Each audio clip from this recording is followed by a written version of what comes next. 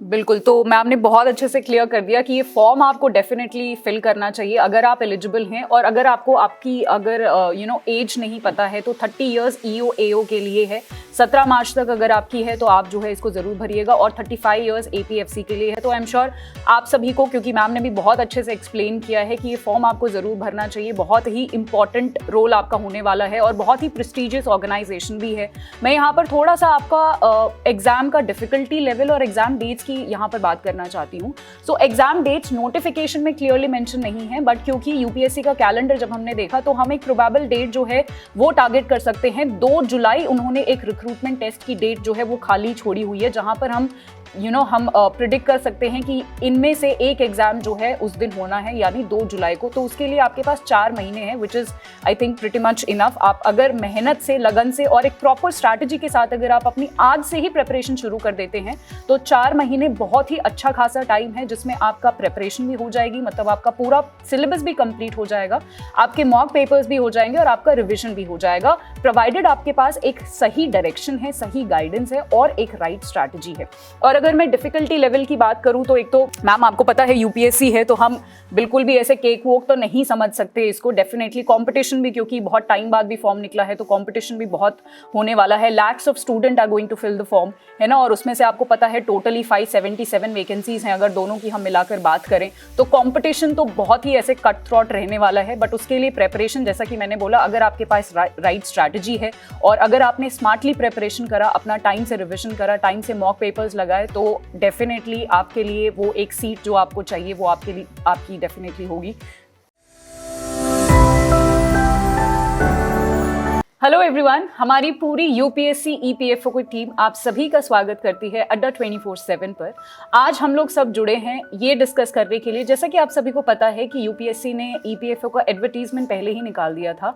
आज जो है नोटिफिकेशन रिलीज हुआ है। सो आई एम श्योर आप में से बहुत सारे स्टूडेंट्स को डाउट्स होंगे, बहुत सारी चीज़ों में कन्फ्यूजन्स होंगे कि किस तरीके से फॉर्म भरे जाने हैं या फिर क्या कुछ डिज़ायरेबल क्वालिफिकेशन मांगा हुआ है। ये जो आपका ईओ है और आपका एपीएफसी, दो अलग अलग जो एग्ज़ाम्स हैं, इनके एग्ज़ाम्स अलग अलग होंगे, साथ में होंगे, सिलेबस अलग अलग है, ओवरलैपिंग है, क्या कुछ चीज़ें हैं। तो यही सारी चीज़ें और आपके सारे डाउट्स हम लोग आज यहाँ पर सारे मिलकर क्लियर करने वाले हैं। तो मैं सबसे पहले वीर सर को इनवाइट करना चाहूँगी। Sir please. Thank you ma'am. तो देखो दोस्तों, आप लोगों के लिए जो यूपीएससी की तरफ से नोटिफिकेशन आया है वो 2 लेवल पे आया हुआ है, ठीक है। कई बार कंफ्यूजन हो जाती है बच्चों को कि सर ये ईओ, एओ और एपीएफसी वो क्या यहाँ पे सेम है, डिफरेंट है। तो यहाँ पे हम आप लोगों के साथ पूरा डिटेल्ड में डिस्कशन करेंगे। तो first I would like to invite Aman ma'am, अगर वो आप ईओ, एओ और एपीएफसी की दोनों की वैकेंसीज, डिटेल्ड एंड नोटिफिकेशन के बारे में और थोड़ा सा एड ऑन कर दें। Sure, sir. So, hello everyone. First of all, so this is a very good opportunity for all of you. As you know, कि सबसे पहली चीज़ तो यहाँ पर ये है कि बैचलर डिग्रीज इन एनी डिसिप्लिन मांगा गया है, तो काफ़ी सारे कैंडिडेट्स यहाँ पे एलिजिबल हैं to fill this particular form. और आई थिंक यही एक चीज़ है जो हर एक कैंडिडेट हर एक नोटिफिकेशन में देखता है, क्या मैं एलिजिबल हूँ। और मैक्सिमम कैंडिडेट्स हमारे पास ऐसे होते हैं जो बैचलर डिग्रीज किसी भी डिसिप्लिन में किया हुआ होता है। So this is a very good opportunity for all of you. First of all यहाँ पे 2 वैकेंसीज आपके लिए आई हैं, एपीएफसी आपके लिए आई है वैकेंसी, साथ में ईओ और एओ की वैकेंसी आपके लिए है। अगर मैं एपीएफसी की वैकेंसीज की बात करूँ तो 159 वैकेंसीज आपके लिए हैं, ईओ के लिए आपके पास आई है 418 वैकेंसीज। यहाँ पे कैटेगरी वाइज, यानी कि आपका अनरिजर्व कैटेगरी है, SC ST कैंडिडेट्स के लिए स्पेसिफाई किया गया है, जो आप डिटेल नोटिफिकेशन में चेक कर सकते हैं। But this is a very huge vacancy जो आपके लिए यहाँ पे है, ग्रेड ए और ग्रेड बी लेवल की। सो डू मेक श्योर कि आप इसको जरूर फिल करें, एक बार नोटिफिकेशन जरूर देख लें। And important part, again I am repeating, bachelor degree in any discipline, all the candidates are eligible. जी, थैंक यू मैम। और मैं 1-2 चीज़ें और यहाँ पर ऐड ऑन करना चाहती हूँ कि इसका फॉर्म फिलिंग आज से ही शुरू हो चुका है और 17 मार्च शाम को 6 बजे तक आपका ये फॉर्म फिलिंग रहेगा। और 1-2 चीज़ें यहाँ पर अगर मैं आपको बताना चाहूँ कि इसकी ना डेट्स जो हैं दोनों ही एग्ज़ाम्स की, जो 2 अलग अलग आपके लिए पोस्ट निकली हैं, यहाँ पर नोटिफिकेशन में ये मेंशन किया गया है कि इसकी डेट्स जो हैं वो अलग अलग होगी। आई एम श्योर आप सब में से बहुत सारे लोग ये जानना चाहते होंगे कि मैम अब एग्जाम डेट ही आप अनाउंस कर दो कि एग्जाम डेट क्या है। तो उन सब के लिए मैं यहाँ पर बता दूं कि एग्जाम डेट यहाँ पर अनाउंस नहीं करी गई है, बट क्योंकि यूपीएससी का एक बहुत अच्छा, आप बोल सकते हो, उन्होंने वो हमेशा अपना 1 साल पहले ही कैलेंडर रिलीज कर देते हैं, तो उस हिसाब से हम जो एग्जाम डेट्स प्रिडिक्ट कर सकते हैं वो मैं आपको थोड़ी देर में बताने वाली हूँ कि किन किन एग्जाम डेट्स को हम जो है एक तरीके से टारगेट कर सकते हैं कि इन डेट्स पे जो है हमारा एग्जाम हो सकता है। बट उससे पहले मैं मैम को यहाँ पर इनवाइट करना चाहूँगी। आई एम श्योर आपको बहुत सारे पॉइंट्स ऐड करने होंगे। Please ma'am. तो सबसे पहले मैम मैं डिस्कस करना चाहूँगी जो सिलेबस है ना APFC का और EO का, ये काफ़ी हद तक सिमिलर है, ओवरलैपिंग है। लाइक 85% होगा जो लगभग सिमिलर होगा। जैसे करंट अफेयर्स हो गए आपके, पॉलिटी है, इकोनॉमी है, अकाउंटिंग प्रिंसिपल्स हैं, इंडस्ट्रियल रिलेशंस हैं, लेबर लॉज है, सोशल सिक्योरिटी है। ये ऐसे टॉपिक्स हैं जो आपके दोनों एग्जाम्स में कवर होने हैं। और EO और APFC में थोड़ा सा फर्क है, इंश्योरेंस वगैरह ऐसे कुछ टॉपिक्स है जो थोड़े से अलग है। अगर स्टूडेंट्स यहाँ पर दोनों एग्जामिनेशन की तैयारी करना चाहते हैं ना, तो वो दोनों की भी तैयारी कर सकते हैं। बिकॉज अभी हमारे पास कुछ नहीं तो कम से कम 4-5 महीने का टाइम है प्रिपरेशन करने का। सफिशिएंट टाइम है आपके पास। बस थोड़ी सी प्रॉब्लम ये है ना कि बहुत वेल डिफाइंड स्ट्रक्चर नहीं है हमारे पास कि पेपर का पैटर्न क्या होता है। बिकॉज पेपर अभी तक हुआ ही 3-4 बार है, और जो लास्ट हुआ था वो आपका 2016 में हुआ था। बहुत ही टाइम से वेट हो रहा था इस वैकेंसी का कि ये वैकेंसी कब आएगी, और फाइनली अब ये वैकेंसी आ गई है। तो कॉम्पिटिशन का माहौल तो काफ़ी अच्छा ही है, क्राउड काफ़ी अच्छा है, काफ़ी ज़्यादा उत्साह है क्राउड में इस एग्ज़ाम को देने के लिए। और UPSC की पोस्ट है मैम, तो UPSC के लिए तो सारे लोग तैयार ही रहते हैं कि कब ऐसी नोटिफिकेशन आए, कब वो ऐसा कोई एग्जाम दे। और ये जो RT के माध्यम से जो एग्जामिनेशंस होते हैं ना, इनके लिए डेट्स पहले से अनाउंस भी नहीं होती हैं। ये तो बस 2 हफ्ते पहले उन्होंने बता दिया और एग्जामिनेशन हो जाएगा। बट क्वालिफाई करते हैं लोग, ये कोई डिफरेंस नहीं है कि हमारे पास टाइम सफिशिएंट नहीं था। तैयारी करनी है तो सारे सिलेबस को आपको एक बार गौर से देखना पड़ेगा और आपको समझना पड़ेगा कि कहाँ से किस प्रकार के क्वेश्चंस बन सकते हैं। उसके लिए थोड़े से PYQs को भी एनालाइज करा जाए। बिल्कुल बिल्कुल। और अच्छी बात बहुत सारे स्टूडेंट्स के लिए ये है, जैसे बहुत सारे स्टूडेंट्स अगर किसी और एग्जाम के लिए भी प्रिपेयर कर रहे हो, लाइक फॉर एग्जांपल अगर आप UPSC के लिए ऑलरेडी प्रिपेयर कर रहे हैं तो आपका बहुत सारा सिलेबस तो ओवरलैपिंग ही होगा। लाइक फॉर एग्जांपल अगर आपको हिस्ट्री पढ़नी है, आपने I am sure spectrum already पढ़ रखी होगी, तो आपका हिस्ट्री वाला पोर्शन वहां से ऑलरेडी कवर्ड है। आपको पॉलिटी पढ़नी है तो आपने लक्ष्मीकांत ऑलरेडी कवर कर रखी होगी, तो आपको पॉलिटी के लिए कोई भी चिंता करने की जरूरत नहीं है। बस आपका करंट जो पार्ट है वो आपको अपडेट करते रहना है। तो करंट तो आई एम श्योर अगर आपका, वैसे तो हिस्ट्री में बहुत ज्यादा कुछ आता नहीं है, बट अगर मैं आर्ट एंड कल्चर वाला एक पार्ट लूँ, वहां पर आपके कुछ करंट के क्वेश्चंस आ सकते हैं। बाकी पॉलिटी में कुछ थोड़ा बहुत करंट आ सकता है। इकोनॉमी में भी अगर आप UPSC के लिए ही प्रिपेयर कर रहे हो तो वहां पर भी आपकी, आई एम श्योर आपने 11th-12th की NCERTs पढ़ रखी होंगी, तो आपका स्टैटिक पोर्शन ऑलरेडी कवर्ड है। सो बेसिकली मैं यहाँ पर ये बताना चाहती हूँ कि इस एग्जाम से आपको जरा सा भी डरने की जरूरत नहीं है, क्योंकि आप ऑलरेडी अगर दूसरे एग्जाम्स की प्रिपरेशन कर रहे हैं तो आपका कहीं ना कहीं कोई ना कोई subject I am sure overlap हो रहा होगा, जो कि आपके लिए एक बहुत बड़ा प्लस पॉइंट है। उन सब्जेक्ट्स पर आप थोड़ा कम ध्यान दे सकते हैं क्योंकि आपका वो ऑलरेडी प्रिपेयर्ड है। जो आपके लिए नए सब्जेक्ट्स हैं, जैसे आपका सोशल सिक्योरिटी हो गया, अगर वो ऑलरेडी प्रिपेयर्ड नहीं है, या फिर इंडस्ट्रियल ये आपका ये लेबर लॉज वाला जो सब्जेक्ट हो गया, अगर आपके ये प्रिपेयर नहीं है तो आप इन पर थोड़ा फोकस दीजिए। जो आपने ऑलरेडी प्रिपेयर करे हुए हैं आप उनका एक बार रिविजन रखिए, और जो भी आपके एड ऑन्स हैं उन पर, स्पेशली करंट अफेयर्स वाले जो भी आपको ऐड करना है उनमें आप वो वाला कर लीजिए। इस तरीके से अगर आप अपनी प्रिपरेशन रखेंगे तो आई एम श्योर जो ये आपका मैम ने भी बताया कि 4-5 महीने आपके पास हैं, इसमें आपकी बहुत ही अच्छी तैयारी हो जाएगी। Right sir? यस मैम देखिए यहाँ पे पहले 2-3 डाउट्स जो आ सकते हैं बच्चे के मन में, मैं थोड़े से पहले वो ले लेता हूँ, फिर थोड़ा डिटेल में जाएंगे। पहला फॉर्म फिलिंग के रिगार्डिंग एक डाउट आ सकता है बच्चे का कि अगर वो क्वालिफिकेशन में देखेगा तो वहाँ पे 2 क्वालिफिकेशंस दिखेंगी उसको, एक तो डिजायरेबल, एक एसेंशियल।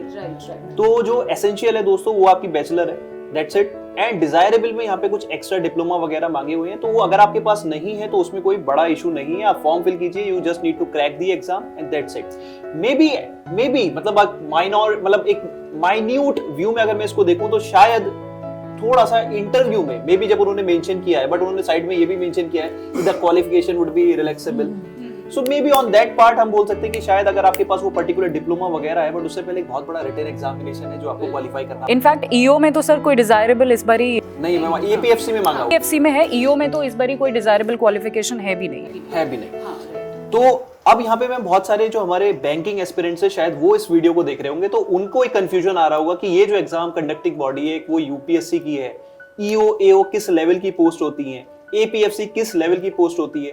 तो मैं अभी थोड़ा सा शॉर्ट में बता देता हूं। जो EO AO अगर आप कंपेयर करना चाहें दोस्त, तो थोड़ा सा आप उसको SBI PO से कंपेयर कर सकते हैं। एंड अगर आप APFC को कंपेयर करना चाहें तो उसको आप RBI ग्रेड B तो मैं नहीं बोलूंगा दोस्त, बट कहीं ना कहीं उसी लेवल पे आप कंपेयर कर सकते हैं, क्योंकि RBI ग्रेड B की थोड़ी पे पक्स थोड़ा बेटर होते हैं। बाकी इसके ऑर्गेनाइजेशन डिटेल्स के रिगार्डिंग में मैम को थोड़ा सा इनवाइट करूंगा। मैम अगर आप थोड़ा सा उसमें बच्चों को ऐड करें। बिल्कुल सर। तो यूपीएससी नो डाउट इसका एग्जामिनेशन कंडक्ट करवाता है, बट जो आपकी रेगुलेटिंग बॉडी है that is EPFO, employees provident fund organisation. यहाँ पर अगर कोई भी इंडस्ट्रियल डिस्प्यूट हो रहा है उसके रिगार्डिंग अगर कोई भी सजेशन चाहिए, कोई भी यहाँ पर डिसीजन लेना है, तो ये काम होता है हमारे एपीएफसी का, असिस्टेंट प्रोविडेंट कमिश्नर का। ये जो डायरेक्ट नियुक्ति होती है, अपॉइंटमेंट होता है ना, सीधा कमिश्नर के ही पोस्ट पर होता है। स्टार्टिंग सैलरी भी काफ़ी अच्छी होती है यहाँ पर। और जहाँ तक मैं बात करूँगी एनफोर्समेंट ऑफिसर की, तो ये जो पोस्ट होती है ना, यहाँ पर अगर कोई भी निर्णय लेना है, किसी भी चीज़ को इम्पोज कराना है इंडस्ट्रीज पर, बिकॉज हमारे देश के लिए अर्थव्यवस्था को रेगुलेट करने के लिए, बढ़ावा देने के लिए इंडस्ट्रीज का बहुत मेजर रोल है, हम उसको बिल्कुल भी डिनाई नहीं कर सकते हैं। सो कहीं ना कहीं हमें इन रिलेशंस को बेहतर बनाना है और इसके लिए कुछ इम्पोजिशन भी करने चाहिए हमें। जैसे कि अगर कोई अनफेयर ट्रेड प्रैक्टिस है तो हमें उसको अवॉइड करना है, और वो कैसे किया जाएगा, वो लॉस की मदद से करा जाएगा। देयरफॉर आपके लिए लेबर लॉस बहुत ज़्यादा इंपॉर्टेंट हो जाते हैं। नो डाउट एग्जामिनेशन में हमें पता नहीं, सर्टेनिटी नहीं कितने क्वेश्चन आपके यहाँ से आने हैं। आपके पूछने को 2-4 भी पूछे गए हैं, लास्ट एग्जामिनेशन में आपके 17 क्वेश्चन भी पूछे गए हैं। So you can not identify कि कितने क्वेश्चन आएंगे, लेकिन हाँ आपके प्रीलिम्स में भी इंपॉर्टेंट है और आपका जब इंटरव्यू होगा तो भी आपके लिए इंपॉर्टेंट है, बिकॉज आपको काम उसी के बेसिस पर करना है। और सर मैं थोड़ा सा यहाँ पर ये भी बताना चाहूंगी कि बहुत सारे स्टूडेंट्स ऐसे होते हैं ना जो लॉ बैकग्राउंड से नहीं होते हैं, जो लॉ की थोड़ी सी लैंग्वेज होती है वो टेक्निकल हो जाती है, थोड़ा सा समझने में हमें लगता है कि भाई ये क्या बोलना चाहता है, बट अच्छी बात यही है कि वो जो बोलना चाहते हैं वो बस वही बोलता है, उसके अलावा वो कुछ भी नहीं बोलता है। तो आपको एक बार खाली उसकी फीलिंग को समझना है कि ये क्या कह रहा है, बिकॉज उससे अपोजिट वो कुछ भी नहीं कहेगा। बहुत ही पॉइंट वाइज चीजें होती हैं आपके लॉ में।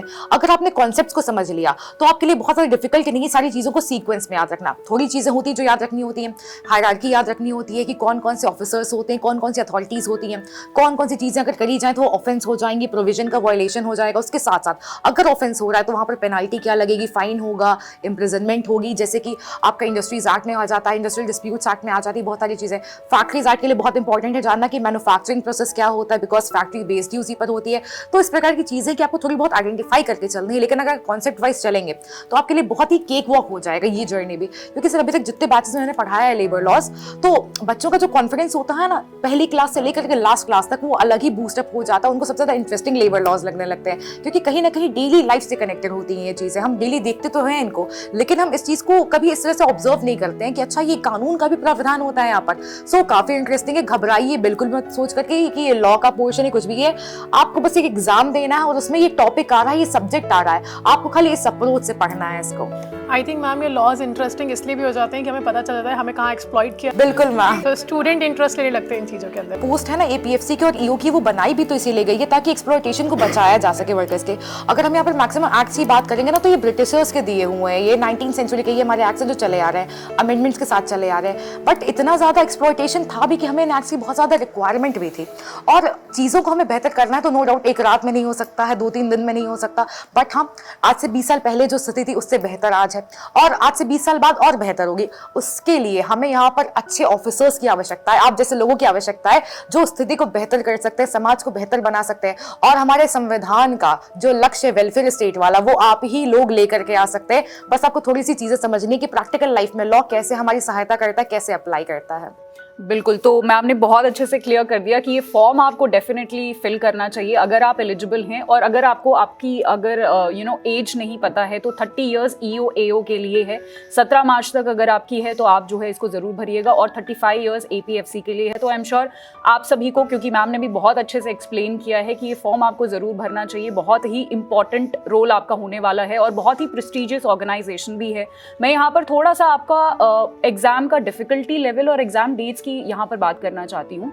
सो एग्जाम डेट्स नोटिफिकेशन में क्लियरली मेंशन नहीं है, बट क्योंकि यूपीएससी का कैलेंडर जब हमने देखा तो हम एक प्रोबेबल डेट जो है वो टारगेट कर सकते हैं। 2 जुलाई उन्होंने एक रिक्रूटमेंट टेस्ट की डेट जो है वो खाली छोड़ी हुई है, जहां पर हम हम प्रिडिक्ट कर सकते हैं कि इनमें से एक एग्जाम जो है उस दिन होना है, यानी 2 जुलाई को। तो उसके लिए आपके पास 4 महीने हैं, which is I think pretty much enough. आप अगर मेहनत से, लगन से और एक प्रॉपर स्ट्रैटेजी के साथ अगर आप अपनी आज से ही प्रेपरेशन शुरू कर देते हैं तो 4 महीने बहुत ही अच्छा खासा टाइम है, जिसमें आपका प्रेपरेशन भी हो जाएगी, मतलब आपका पूरा सिलेबस भी कंप्लीट हो जाएगा, आपके मॉक पेपर्स भी हो जाएंगे और आपका रिविजन भी हो जाएगा, प्रोवाइडेड आपके पास एक सही डायरेक्शन है, सही गाइडेंस है और एक राइट स्ट्रैटेजी है।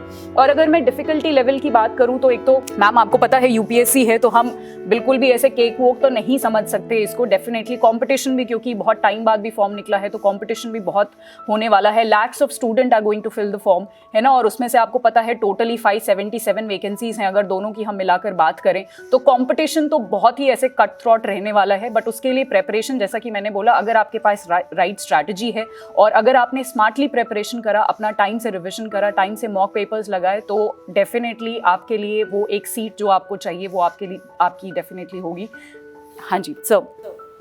मैम यहाँ पे थोड़ा सा मैं जो पेन पॉइंट हमारा बीच में छूट गया था कि बैंकिंग एस्पिरेंट्स, और अगर वो ये वीडियो देख रहे हैं, वो यूपीएससी बैकग्राउंड से जो आप बच्चे आते हैं, शायद वो उससे ट्रबल कर सकता है, ये जो ऑर्गेनाइजेशन जो इस एग्जाम को कंडक्ट कर रहा है, तो उनका यहाँ पे थोड़ा सा पेन पॉइंट मैं एड्रेस करूंगा कि देखो, कोई भी रेगुलेटरी एग्जाम हो, वो सिंपल आपसे एक चीज मांग रहे हैं कि अगर आप एक ग्रेजुएट हैं, एंड वो एग्जाम भी उसी लेवल पे तैयार किया जाता है कि हर बैकग्राउंड का बच्चा उस एग्जाम को अच्छे से प्रिपेयर कर सके, और यहाँ पे आपको अच्छा खासा टाइम भी मिलेगा।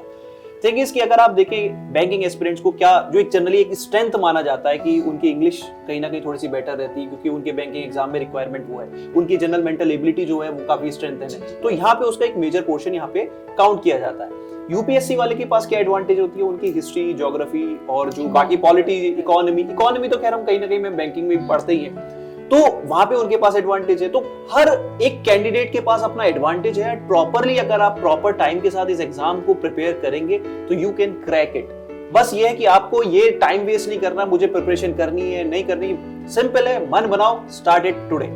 बिल्कुल बिल्कुल sir. So I can think sir कि अगर कोई बैंकिंग एस्पिरेंट प्रिपरेशन स्टार्ट कर भी रहा है, तो बैंकिंग एस्पिरेंट हमेशा केवाईसी के बारे में तो जानते हैं, know your customer, that's very common term, और आप सभी लोग जानते हो कि बैंक में एंट्री आपका उसके बिना नहीं हो सकता है। If you are starting any relationship with the bank, तो आपका केवाईसी बहुत इंपॉर्टेंट है। तो किसी भी कॉम्पिटिटिव एग्जाम के लिए जब आप जा रहे हो तो दो ही चीज़ें सबसे पहले इंपॉर्टेंट होती है। नो योर एग्जाम, अपने एग्जाम के बारे में एक बार जान लीजिए कि वो एग्जाम है क्या, वो चाहता क्या है आपसे। Second important thing is know your syllabus. अगर आपने अपने सिलेबस को अच्छे से पढ़ लिया है, देन देयर इज नथिंग जिसके कारण आपको यहाँ पे प्रॉब्लम फेस करनी पड़े। सो दो चीज़ आप जरूर देखें, एक बार नोटिफिकेशन में एग्जाम को समझने की कोशिश करें, एंड सेकेंड अपने सिलेबस के अकॉर्डिंग, टू द पॉइंट आपका सिलेबस दिया गया है उसके अकॉर्डिंग आपको प्रिपेयर करना है, कुछ भी एक्स्ट्रा करने की जरूरत नहीं है। और आई थिंक वीर सर, हमें बैंकिंग एस्पिरेंट के लिए एक चीज़ यहाँ पे ऐड करनी चाहिए कि पैटर्न ऑफ पेपर क्या रहेगा। लाइक बैंकिंग एस्पिरेंट्स हमेशा ऑनलाइन पेपर देते आए, सो आई थिंक मैम यहाँ पे कुछ डिफरेंट पैटर्न रखा गया है। ऑफलाइन पेपर आपका ऑनलाइन ही होने वाला है, विच इज गुड। ओके, ये पहली बार होने वाला है कि ऑनलाइन होगा ये एग्जाम। ऑनलाइन एंड इंटरव्यू और पेपर, आपका जो एग्जाम है ऑब्जेक्टिव पेपर, इसका वेटेज क्या रहेगा? मैम जो आरटी होगा, जो रिटन टेस्ट होगा उसका 75% होगा और इंटरव्यू का 25% होगा। That's the information about. बस मैम एक डाउट यहाँ पे बच्चों के मन में आ जाता है कि जो सिलेबस है वो बहुत ज्यादा इंडिकेटिव रहता है। जैसे अगर हम बैंकिंग में देखें तो कहीं ना कहीं ओवर द पीरियड इतने एग्जाम हो चुके हैं कि हमें आइडिया रहता है, लेकिन यहाँ पे जो है हमारा उन्होंने लिख दिया है, जैसे अगर हम एपीएफसी में बात करें, art and culture, freedom, India's freedom struggle, तो किस एक्सटेंट तक अपने को वो कवर करना है, क्योंकि यूपीएससी, क्या हम यूपीएससी लेवल पे जाए, या ये पैटर्न जो है वो जो एग्जाम है वो थोड़ा सा कम डिमांड करता है, क्योंकि यूपीएससी रिक्वायर सर्टेन मंथ्स की, क्योंकि यहाँ बैंकिंग का बच्चा भी हमको देख रहा होगा, तो क्या वो 4 महीने में उस लेवल पे कवर कर सकता है? बिल्कुल कर सकते हैं, बिकॉज सर यूपीएससी के टॉपिक्स एज अ होल यहाँ पर नहीं लिए गए हैं, एक एक पार्ट लिया गया। अगर मैं हिस्ट्री की बात करूँ तो खाली आपकी मॉडर्न हिस्ट्री ली गई है, जैसे कि इंडियन फ्रीडम स्ट्रगल है आपका। अगर मैं पॉलिटी की बात करूँ तो लिमिटेड कॉन्सेप्ट्स है जो यहाँ पर पढ़ने हैं। मतलब मेरा कहने का ये है कि आपको जो यूपीएससी सीएससी जिस लेवल पर क्वेश्चन पूछता है उस लेवल पर तो नहीं, उसे आप एक लेवल नीचे कह सकते हैं, बिकॉज आई नो ये आईएएस की पोस्ट नहीं, बट ये आपकी सीएलएस की पोस्ट है, ये सेंट्रल लेबर सर्विस में आपकी आ जाती है, ग्रुप ए की पोस्ट है, ये दोनों ही एपीएफसी भी और ईओई। अब यहाँ पर आपको लिमिटेड चीजें पढ़नी है, सिलेक्टेड चीजें पढ़नी है। आइडेंटिफाई थोड़ा सा आपको ही करना पड़ेगा, बाकी हम लोग भी आपको गाइड करेंगे कितना पढ़ना है आपको, बट हाँ लिमिटेड टॉपिक्स हैं, लिमिटेड चीजें आपको पढ़नी है और उसी पर अपनी प्रिपरेशन करनी है। जैसे अकाउंटिंग वगैरह के बहुत सारे बच्चे होते हैं जो उस बैकग्राउंड के नहीं होते हैं, बट अगर आप स्टिक करेंगे कॉन्सेप्ट्स पर जा करके तो आपके लिए काफी आसान हो जाएगा एग्जाम को क्रैक करना, बिकॉज थोड़ा बहुत एनालिसिस से भी हमें पता चल जाता है, थोड़ा बहुत पढ़ने से भी पता चल जाता है, बिकॉज कहीं ना कहीं यूपीएससी है, वो कॉन्सेप्ट्स पर ही खेलने वाला, वो कॉन्सेप्ट्स पर ही सवाल पूछेगा, फैक्चुअल कम ही चीजें आनी है वहां पर। तो कहीं ना कहीं आप ये बोल सकते हैं कि वनडे एग्जामिनेशन से थोड़ी बड़े लेवल का होने वाला है, बट हाँ आइए से थोड़ा एक लेवल नीचे ही होगा।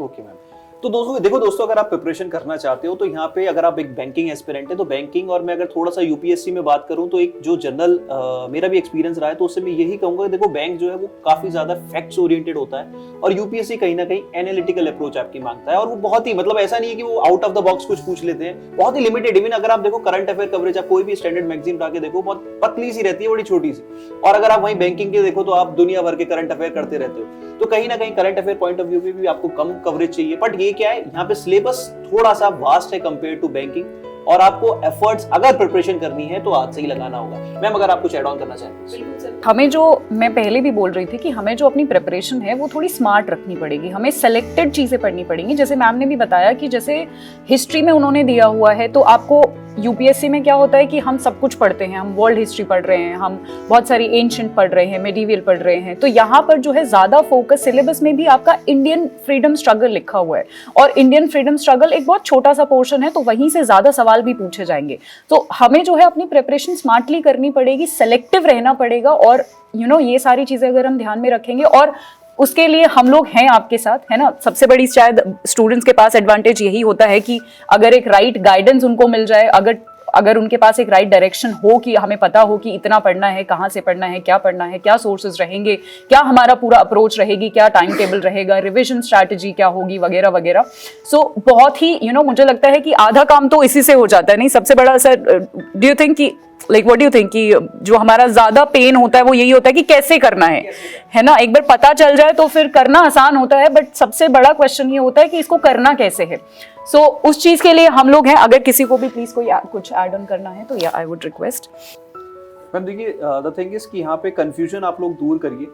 मतलब आप किसी भी एजुकेशनल बैकग्राउंड से हैं, जॉब बहुत अच्छी है डेफिनेटली, और मैं तो ये कहूंगा देखो प्रिपरेशन करने से आपका कभी कोई गेन मतलब लॉस नहीं होता, हमेशा आपको गेन ही है। नॉलेज ही आपको मिलने वाली है और बेटर नॉलेज ही मिलने वाली है। देखिए वो कहीं ना कहीं नॉलेज आपको इवन बैंकिंग में भी हेल्प करेगी। तो इसलिए मैं तो कहूंगा कि आपको फॉर्म फिल करना चाहिए if you want to prepare for self, if you want to go for self study. तो देखिए अगर मैं बोलूं मार्केट में बहुत ज्यादा फ्री मटेरियल अवेलेबल है, और गाइडेंस के लिए हम यहाँ पे आपके लिए 24/7 अवेलेबल है। एक वीडियो अवे है, just you need to reach to us by a comment. आप एक कमेंट कीजिए, कोई भी क्वेरी है, रीच आउट टू अस।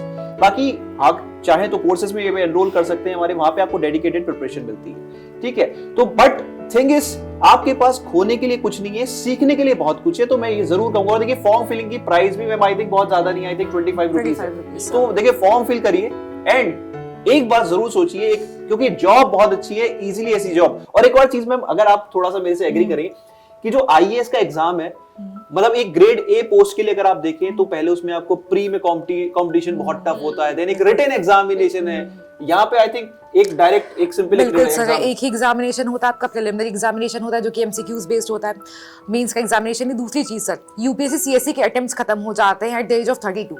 तो यहाँ पर जितने लोगों की एज 35 तक है वो भी यहाँ पर इस कॉम्पिटिशन में बैठ सकते हैं, जिन्होंने पूरी लाइफ अपनी तैयारी करी है यूपीएससी के लिए, सारे अटेम्प्ट्स खत्म हो चुके हैं, तो उनके पास एक और मौका आ जाता है यहाँ पर कि यूपीएससी की उनको एक पोस्ट मिल सकती है। वो भी कमिश्नर की है, ऑफिसर की पोस्ट है, स्टार्टिंग सैलरीज बहुत अच्छी, सब कुछ बहुत अट्रैक्टिव है। लेकिन हाँ, कॉम्पिटिशन भी उतना ही अट्रैक्टिव है। स्मार्ट वर्क बहुत जरूरी है यहाँ पर, डेडिकेशन के साथ करिए, and I think all the very best from all of us to all of you. तो अगर आपके कोई भी डाउट्स हो, आप हमें कमेंट सेक्शन में कमेंट करके बता दीजिएगा। आज के लिए इतना ही, हम सबकी तरफ से थैंक यू सो मच, और चैनल को या अडर 24/7 को सब्सक्राइब करना मत भूलिएगा। Thank you so much.